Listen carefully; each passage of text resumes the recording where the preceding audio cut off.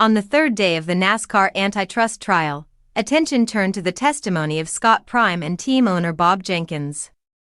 Prime, the executive vice president and chief strategy officer, wrapped up his testimony while Jenkins took the stand in the second half of the day.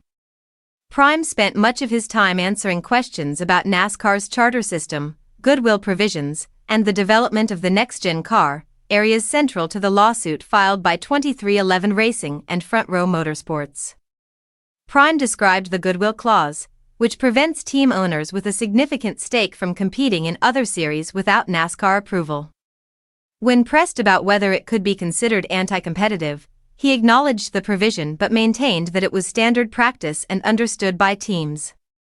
Kessler, the attorney questioning him, sought to portray the NextGen car's intellectual property protections as another tool to limit competition, but Prime said the teams endorsed the protections and cost containment measures.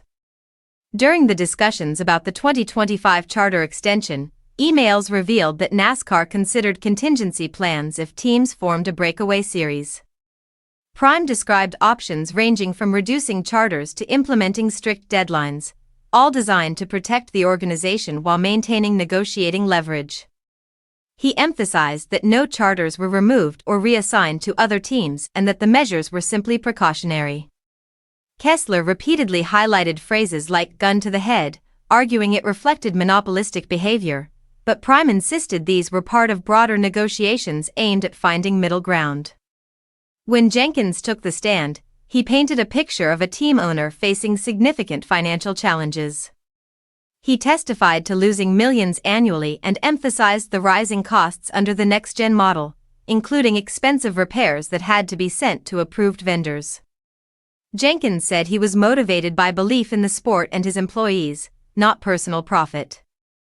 He described the September 6 offer from NASCAR as unfair and backward, likening it to taxation without representation, even though he recognized the charter system itself had conceptual merit.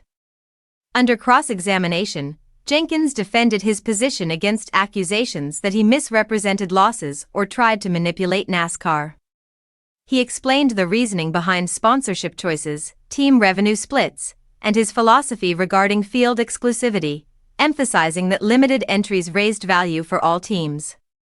Jenkins argued that smaller or open-entry teams often added little value to the series outside of marquee events like the Daytona 500. The trial continues, with Jenkins' cross-examination set to extend into Thursday.